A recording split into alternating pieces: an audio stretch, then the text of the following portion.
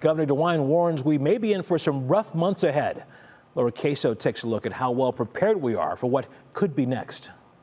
It is the largest spike in single-day cases reported since the start of the pandemic. Today, more than 2,000 cases reported, just days after Ohio passed a grim milestone.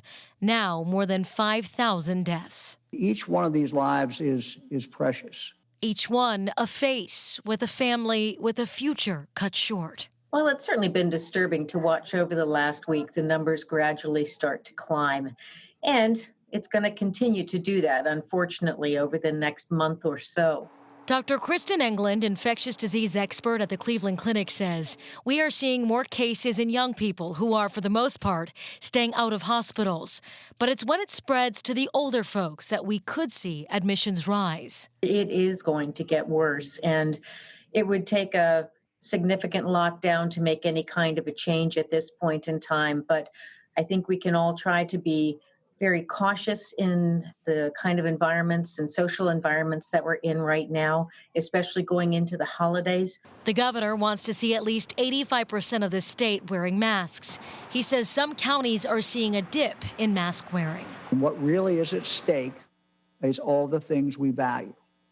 And it's not going to be whether I shut the state down or don't shut the state down.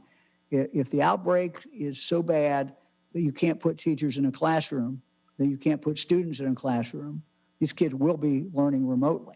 Right now, there are more high-incidence counties than ever, 51 of them. If the outbreak is bad, people will become even more nervous, will become nervous about going out, and they'll become nervous about spending money. And so all of these things, so much of our economy and so much of our future during the next 3 months or so depends on what we do.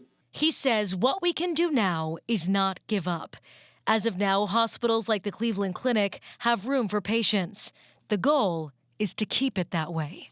We're not nearly as unprepared as we were back in March and April for any of this. So I think we're ready for it. We just certainly don't want to have to see that many sick people. And by the way, we are not alone. The governor says several Midwest states are seeing an uptick, especially in rural counties. It's also important to note the Ohio Department of Health says since the start of the pandemic, Russ, almost 146,000 Ohioans have recovered from this virus. Wow. Laura Queso in the newsroom. Thank you.